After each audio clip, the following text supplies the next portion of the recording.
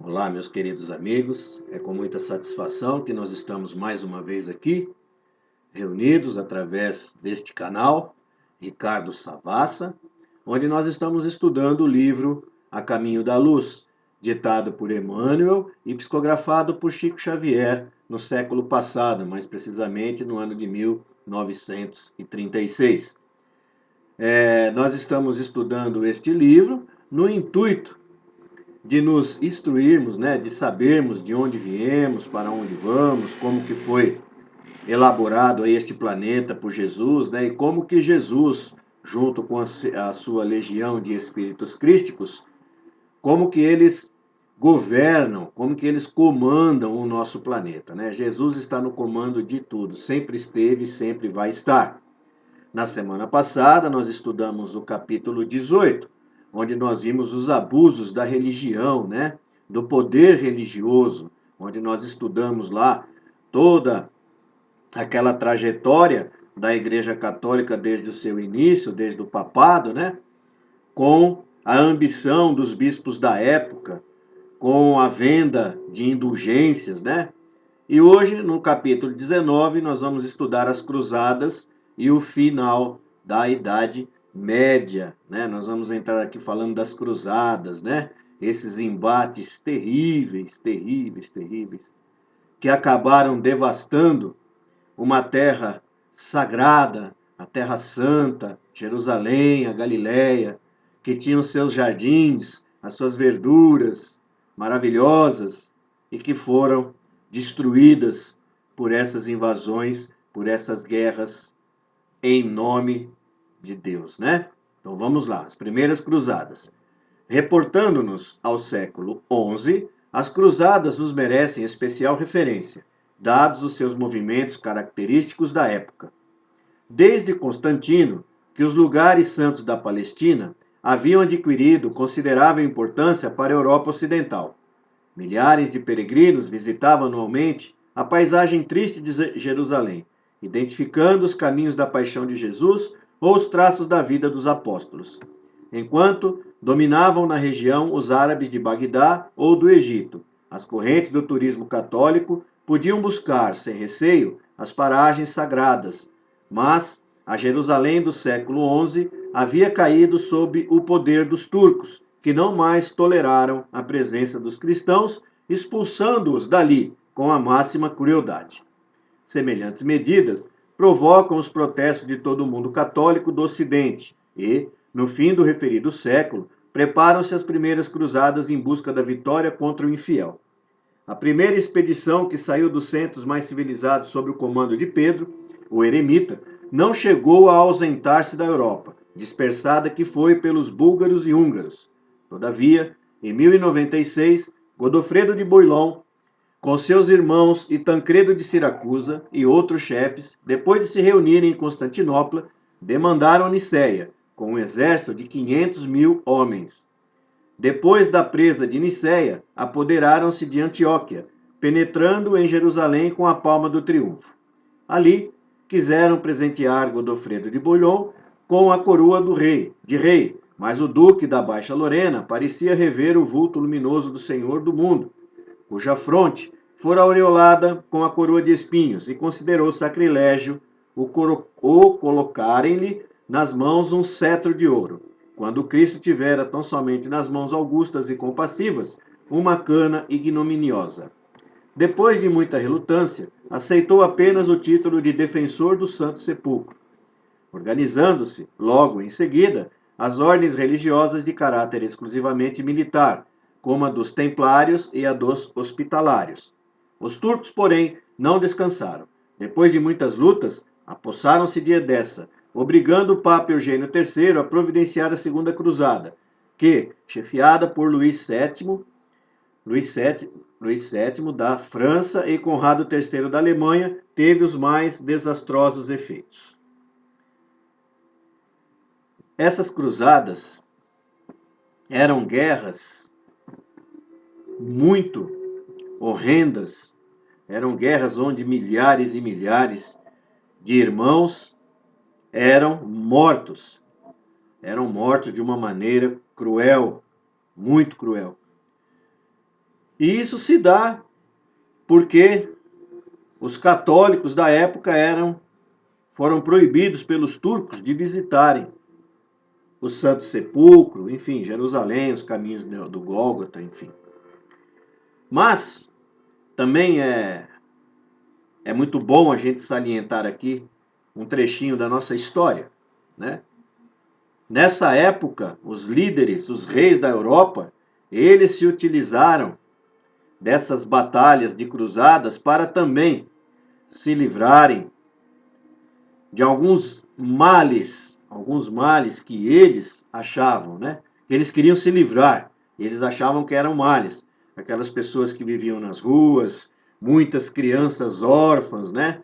Chegaram no absurdo de ter uma cruzada onde eles enviaram apenas jovens, né? Quase que crianças, para a batalha, dizendo que por eles serem puros, eles iriam conseguir a vitória depois de tantas derrotas que eles tiveram. Mas na realidade, o intuito daqueles reis, daqueles comandantes lá na Europa, era de se livrarem das crianças que moravam nas ruas. Pois bem, então dando continuidade, nós vamos entrar no trecho do fim das cruzadas. Em fins do século XII, Jerusalém cai em poder de Saladino. Os príncipes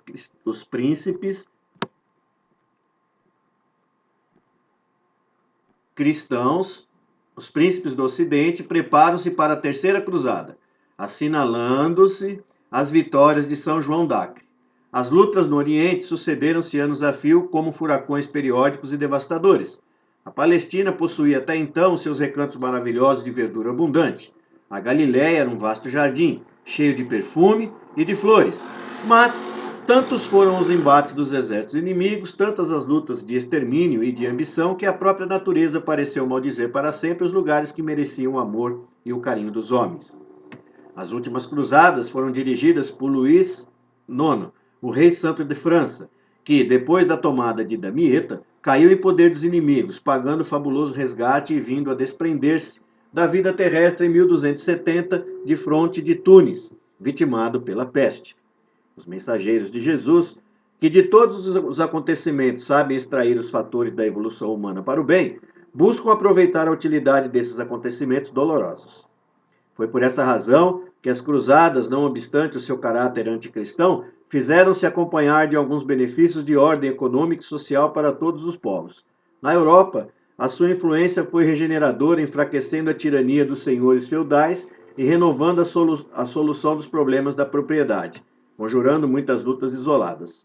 Além disso, os seus movimentos intensificaram sobremaneira as relações do Ocidente com o Oriente, apenas paralisadas mais tarde, em vista da ferocidade dos turcos e dos invasores mongóis, né? Então a gente vê que tudo que a gente passou e que nós vamos passando, os emissários de Jesus, né? Jesus, eles vão se aproveitando de tudo isso que nós fazemos através do nosso livre-arbítrio e vão utilizando isso para o nosso próprio bem, para a nossa própria evolução, né? O esforço dos emissários do Cristo. No infinito, reúnem-se os emissários do Divino Mestre em assembleias numerosas, sob a égide do seu pensamento misericordioso, organizando novos trabalhos para a evolução geral de todos os povos do planeta. Lamentam a inabilidade de muitos missionários do bem e do amor, que, partindo dos espaços saturados dos melhores e mais santos propósitos, experimentam no orbe a traição das próprias forças, influenciados pela imperfeição rude do meio a que foram conduzidos. Muitos deles se deixavam deslumbrar pelas riquezas efêmeras, mergulhando no oceano das vaidades dominadoras, estacionando nos caminhos evolutivos. E outros, como Luís IX da França, excediam-se no poder e na autoridade, cometendo atos de quase selvageria, cumprindo seus sagrados deveres espirituais com poucos benefícios e amplos prejuízos gerais para as criaturas. Mas, compelidas pelas leis do amor que regem o universo, essas entidades compassivas jamais negaram do alto o seu desvelado concurso a favor do progresso dos povos, procurando aperfeiçoar as almas e guiando os missionários do Cristo através dos mais espinhosos caminhos. Então a gente vê que esse esforço dos emissários do Cristo, esse grande esforço, nunca foi em vão, né? Então espíritos se preparavam na espiritualidade para virem e para apaziguarem tudo isso, né, para levarem da melhor forma, da melhor maneira possível, mas Quando se revestiam do corpo, né, quando estavam aqui com o corpo na carne, eles se deixavam levar por essas paixões efêmeras, pelo orgulho, né, pela vaidade, pela riqueza, pelo, pelo poder, né? Que as pessoas se transformam muito pelo poder. Nós temos até um ditado muito popular, né? Se você quer conhecer uma pessoa, dê poder a ela, não é verdade? Enfim, assim como nós, né? Nós também, nós estamos lá, quando estávamos no plano espiritual, procuramos traçar, né, uma linha para que a gente pudesse seguir aqui na Terra, né? Mas, quando nós estamos aqui encarnados, nós também caímos, né, nos deixamos levar aí pelas paixões mundanas, né, que são do mundo, né, que eu não quero dizer imundas, é mundanas, que são do mundo aqui da Terra, né? As paixões terrenas. E nos desviamos, então, do nosso caminho. Assim também acontecia com esses emissários que eram tão bem preparados na espiritualidade, né, para virem aqui e nos ajudarem a evoluir. Pobreza intelectual. No século XIII, estava definitivamente instalado o governo real, desaparecendo as mais fortes expressões do feudalismo. Cada região europeia tratava de concatenar todos os elementos precisos à organização de sua unidade política. Mas a verdade é que os meios escassos de instrução não permitiam uma existência intelectual mais avançada. Os estados que se levantavam organizavam as suas construções à sombra da igreja, que tinha interesse em não dilatar os domínios da educação individual, receosa de interpretações que não fossem propriamente a dela. Então, olha aí, a gente vê, né? Mais uma vez aí a igreja da época, né? Lá os poderosos da igreja da época, eles não queriam que o povo se instruísse, eles não queriam que o povo lessem as escrituras, né, o evangelho de Jesus. Por quê? Eles queriam que o povo continuasse ignorante, que continuassem aceitando o que eles diziam, né? E não é isso que nós vemos ainda hoje em dia? Na maioria das religiões, é isso que nós ainda vemos, né? Nós vemos aí muitos líderes religiosos, né, que colocam a palavra de Deus, né, retiram lá trechos da Bíblia e interpretam da sua maneira e conseguem colocar na cabeça desses seus fiéis, desses seus seguidores, as suas interpretações, sempre errôneas, né? Por isso que nós vemos aí hoje em dia tantas pessoas que se dizem cristãos fazendo o símbolo da arma, né? Querendo aí o armamento. Por isso que nós vemos muitos cristãos hoje em dia defendendo aí o aborto, né? E a gente sabe, como espírita, que nós nunca podemos ir contra a vida, seja qual for a forma. Se for através de uma arma de fogo, se for com a crueldade do estupro, né? Se tem muito aí uma cultura de que a mulher é dona do seu próprio corpo. Com certeza, a mulher é dona do seu próprio corpo. E hoje em dia nós temos tantos e tantos e tantos e tantos meios anticoncepcionais para se evitar uma gravidez indesejada, né? Que mesmo elas são donas, sim, dos seus corpos. Nós, homens, também somos donos dos nossos corpos e das nossas vidas e temos o nosso livre-arbítrio. Mas nós não precisamos cometer um assassinato do aborto, né? Fora casos aqueles que nós sabemos que a doutrina espírita nos coloca, onde haja o risco, né, de vida para a mãe, né? Como nós tivemos aí um caso agora recentemente daquela criança, né, daquela menina de 10 anos, né, mal completados aí, que estava numa gravidez que precisava ser interrompida porque ela corria risco de vida. E nós vimos aí supostos ou pseudos cristãos, né, lá na porta querendo bater no médico, né? Esse era um caso extremo, né? O que nós falamos é daquela mulher que é saudável, né? E que pode ter um filho e vai lá e comete o aborto. Isso aí é crime. Para nós espíritas, o aborto ele é crime, né? Então é inadmissível que uma mulher aí que tenha inteligência, né, que vá lá e cometa um ato desse apenas por dizer que não está preparada para ser mãe. Então nós como espíritas somos totalmente contra. Mas lá naquela época a igreja estava ali, né? Ela queria que ninguém tivesse acesso a nada, para que eles continuassem sendo conduzidos, né, pelos bispos e pelos líderes religiosos da época. Os pergaminhos custavam verdadeiras fortunas e o livro era dificilmente encontrado. Até o século XII, as escolas estavam circunscritas ao ambiente dos mosteiros, onde muitos padres se ocupavam de avivar a letra dos manuscritos mais antigos, produzindo outros para a posteridade. A ciência, cuja linha ascensional guarda o seu ponto de princípio na curiosidade ou na dúvida, bem como a filosofia, que se constitui das mais altas indagações espirituais, estavam totalmente escravizadas à teologia, né? Ou seja, a teologia, as teses da igreja, né? Então, senhora absoluta de todas as atividades do homem, com poderes de vida e morte sobre as criaturas, considerando seus direitos absurdos do Tribunal da Inquisição. Depois do século XIII, quando, sob a inspiração do alto, já se haviam fundado universidades importantes, como as de Paris e de Bolonha, que serviram de modelo às de Oxford, Coimbra e Salamanca. Então a gente vê, né, que no final da Idade Média já começam a aparecer as universidades, né? Já se começa a ter o caminho para a ciência, né? Já se começa a abrir um caminho para que para que a humanidade pudesse, né, compreender as coisas, né? Que saísse daquela rédea de que Deus punia qualquer coisa que a gente fizesse que não fosse o que os dirigentes lá da igreja da época falavam, diziam, né? Então isso é muito importante a gente ter sempre em mente. Por isso que a Idade Média, ela foi uma idade do obscurantismo, né? Da escuridão, onde nós, os humanos, fomos aí, os homens, né? Nós fomos incapacitados, né? De avançarmos, de enxergarmos, abrirmos o leque da nossa visão, né? E ficamos ali à mercê desses líderes religiosos. Por isso que é muito importante hoje em dia, nós que somos espíritas e que conhecemos a trajetória do Cristo, nos colocarmos a serviço de Jesus, né? E levarmos o cristianismo primitivo. O que é o cristianismo primitivo? É aquele cristianismo que Jesus nos ensinou a amar o próximo como a ti mesmo, amar a Deus sobre todas as coisas, fazer ao próximo o que queríamos que ele nos fizesse, né? Amarmos o próximo sem vermos no próximo qualquer diferença, seja ela de cor, religiosa, qualquer coisa. Isso não existe. Todos nós somos filhos de Deus e precisamos nos ajudar uns aos outros. Esse é o verdadeiro cristianismo.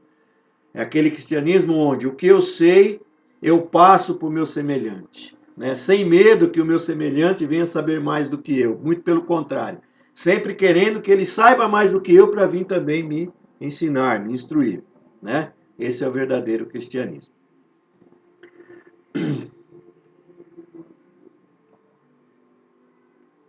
Então agora vamos entrar no Renascimento.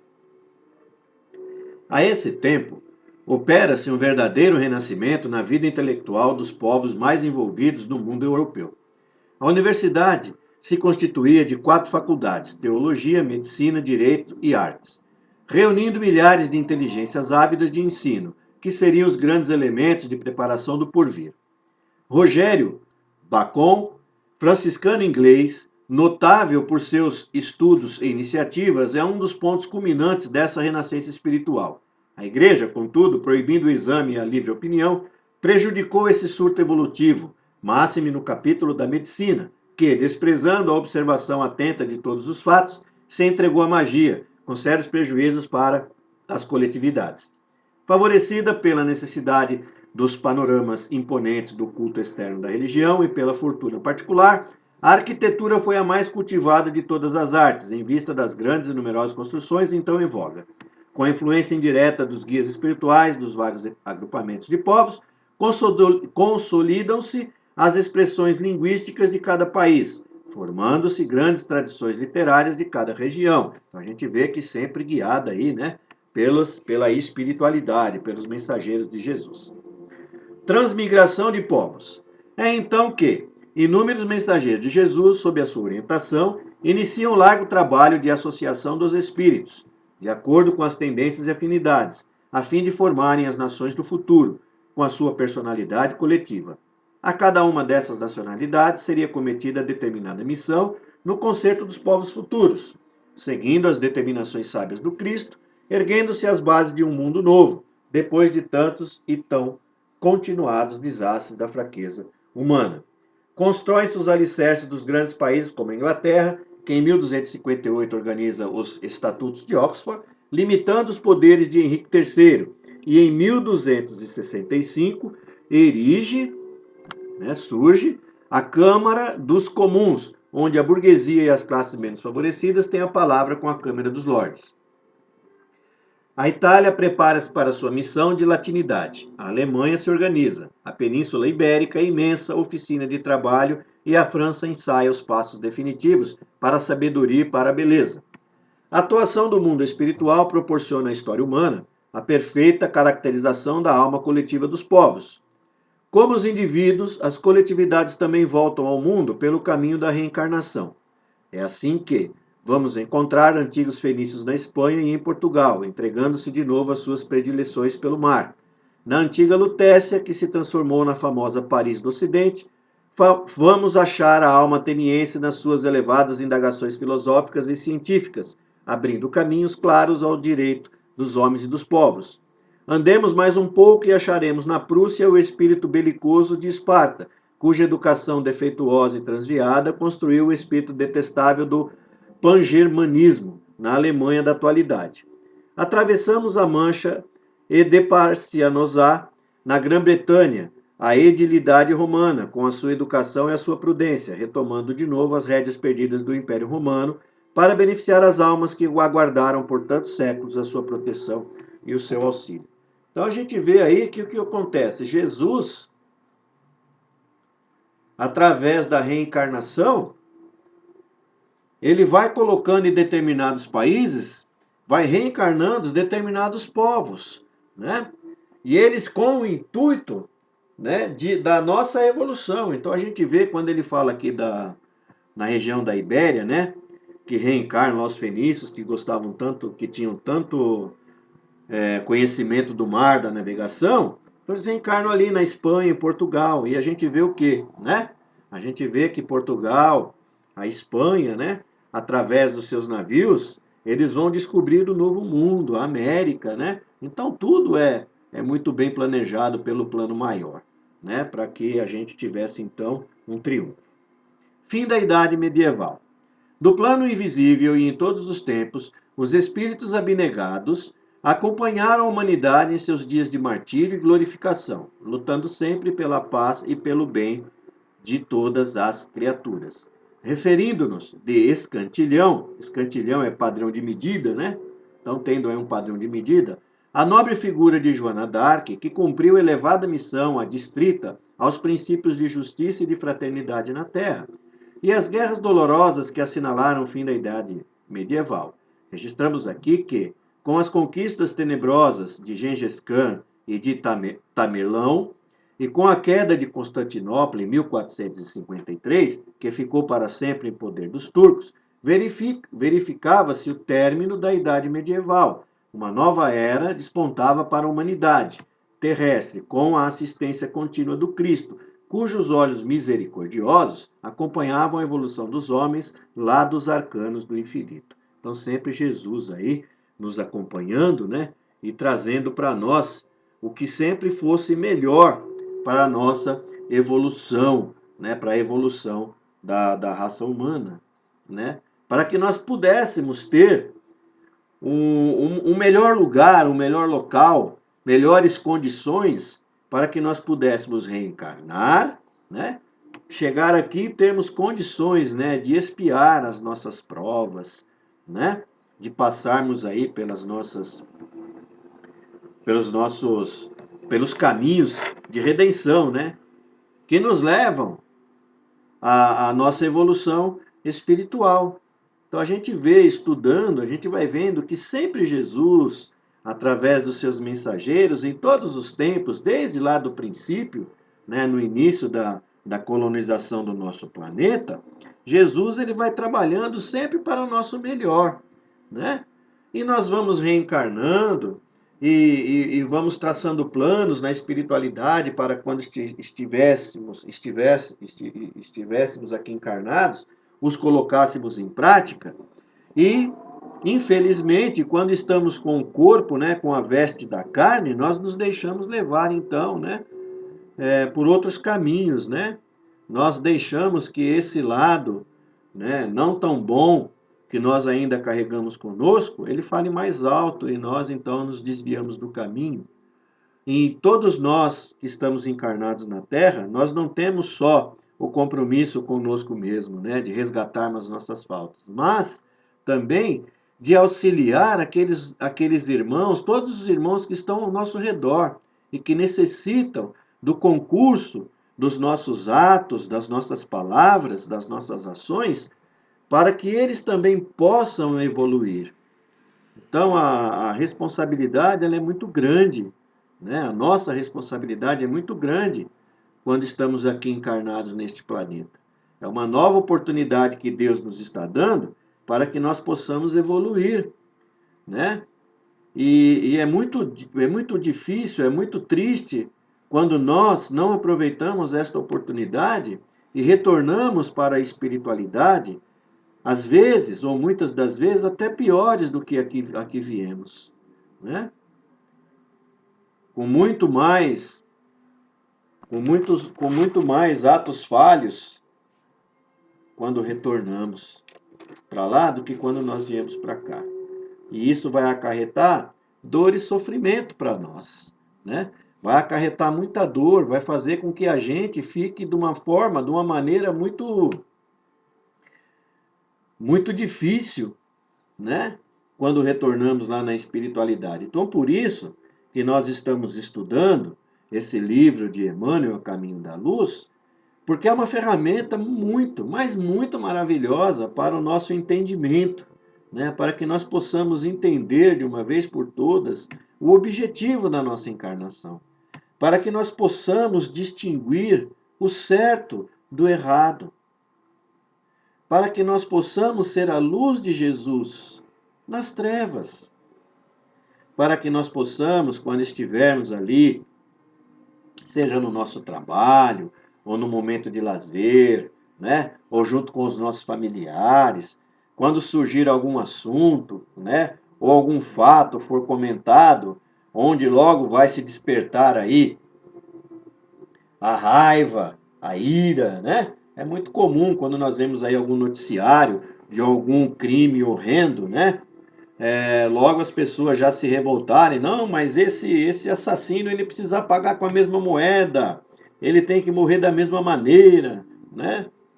Então nós temos que ser essa luz do mestre para falarmos não, não, de maneira nenhuma. A partir do momento que o Cristo encarna no nosso planeta e nos traz a lição do amor e do perdão, nós não podemos desejar isso a esse, né? A esse irmão que sofre. É um irmão doente. Se ele está agindo de uma maneira criminosa, ele é um doente, ele é um irmão, ele é um espírito que necessita de educação, educação espiritual, ele precisa conhecer o amor do Cristo, ele não conhece. Por isso que ele comete esses atos.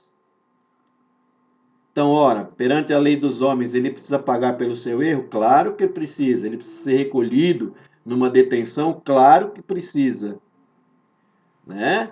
Mas ele não necessariamente precisa passar por momentos horríveis e tenebrosos dentro de uma casa de detenção, dentro de uma prisão, né? A prisão deveria servir, né, uma forma de punição para que ele também não cometesse esses atos e principalmente de educação, né? Educação em todos os sentidos, para que quando ele tivesse a sua liberdade, ele pudesse conviver, né, com a sociedade aqui fora, de maneira tal que ele não fosse mais um agressor da sociedade, mas pelo contrário, um defensor do Cristo. Essa é a mensagem de Jesus. É essa mensagem que nós, como cristãos, que conhecemos o cristianismo primitivo, precisamos colocar em prática e levar adiante. Sermos sempre aquele ponto de equilíbrio nas horas de desequilíbrio, né? Sejam nas discussões políticas, sejam nas discussões religiosas, né? Sejam nessas discussões onde as pessoas ficam revoltadas com crimes, enfim, né? De esporte também, a gente vê muita briga aí por causa de esporte, né? Hoje nem é mais o futebol, mas também briga por outros esportes, né? E a gente sempre precisa ter em mente que tudo, né, tudo precisa ir na direção do Cristo, tanto o esporte, né, tanto a religião quanto a política, precisa ir de encontro ao Cristo, né? Vamos pensar assim, né? Como seria interessante e bacana um jogo de futebol onde as torcidas não se odiassem, né? Onde cada um torcia para o seu time, mas nenhum ia querer bater, né? Num adversário, ia ver um adversário como inimigo. Vamos pegar no âmbito da política, como seria maravilhoso, né? Se todos os nossos políticos tivessem todas as suas ações e todas as suas atitudes voltadas ao cristianismo primitivo, né? Fazer ao outro o que queria que o outro fizesse, amar o próximo como a si mesmo, né? Então, todos os recursos financeiros seriam realmente, né, direcionados para o auxílio de todas as pessoas que necessitam, né, daquelas pessoas mais pobres. E, infelizmente, não é isso que nós vemos, né? Na maioria das vezes, aquilo que nós comentamos, quer conhecer uma pessoa, dê poder a ela, né? E geralmente esses políticos, quando pegam seus cargos, que têm os seus poderes, então eles gostam daquele poder, não querem mais largar aquele seu cargo e passam então, né, a trabalhar, a advogar politicamente a favor de si próprio ou dos grupos que o cercam, né? Mas o intuito da vida é de nós vivermos, né, sempre sobre a égide de Jesus. Nós vivemos sempre pensando na nossa vida futura, né, na nossa vida espiritual, que é a nossa verdadeira vida, a nossa verdadeira casa. Então, por isso, é muito importante a gente estudar esse livro e termos sempre em mente que em todos os nossos atos, nós precisamos, antes de fazermos qualquer coisa, sempre passarmos tudo pelo crivo da razão, né? Se o que vamos fazer é bom para nós, é bom para o próximo, né? Se não vai nos prejudicar ou prejudicar alguém, é muito importante. Estamos aí em um momento de pandemia mundial, onde essa pandemia comete a todos, e nós então precisamos, né, tirar lições boas de tudo isso, né? Olha aí, se nós achávamos que nós não tínhamos motivos para trabalharmos na seara de Jesus, agora nós temos muitos motivos, né? São muitas famílias aí passando fome, passando necessidade e que nós podemos ajudar, né? Então é mais uma oportunidade que Deus nos dá, né? No final de tudo isso é que nós vamos saber, né, como nós entramos, como nós ficamos dentro dessa pandemia e como nós saímos, né? Então, muito importante a gente aí se resguardar, continuarmos aí firmes, né, no nosso propósito de nos mantermos aí, na medida do possível, né, afastados de tumultos, de aglomerações, né, ficarmos aí quando podemos nas nossas casas, saímos apenas para o necessário, né, o absolutamente necessário, que é o que a gente precisa fazer, né? E hoje eu vou dedicar esse nosso estudo, né, semanal, para minha querida mãezinha, né, a minha mãe Itamar, que se encontra hospitalizada lá no pronto-socorro do TID de Setúbal. Mamãe passou mal, teve uma falta de ar, então nós estamos aí apreensivos, né? Ela foi diagnosticada lá com problemas cardíacos, com pressão alta, né, com probleminha de efizema pulmonar causado pelo vício do tabagismo de longos e longos anos, né? E estamos aí aguardando para um teste de Covid, para ver se ela ainda tem o Covid ou não, mas vamos, tá tudo entregue aí na mão de Jesus, né? Dos médicos da espiritualidade, e confiamos em Jesus que o melhor vai ser feito, né? Então, querida mãezinha, é a senhora que eu estou dedicando, que sei que vai ver, né? Que vai acompanhar esse estudo como acompanha toda semana aí. E vai um grande beijo aqui do seu filho. Te amo muito. Todos nós estamos torcendo pela sua recuperação. Um abraço a todos que estão com a gente aí estudando. Deixa um like lá na página, né? Deixa um comentário, isso é muito importante para nós, né? Se tiverem alguma sugestão também, né? É muito importante. Algum comentário pertinente aqui ao nosso estudo vai ser de muito bom grado. Que Jesus nos abençoe a todos e que na próxima semana possamos novamente estarmos reunidos aqui para mais um estudo semanal.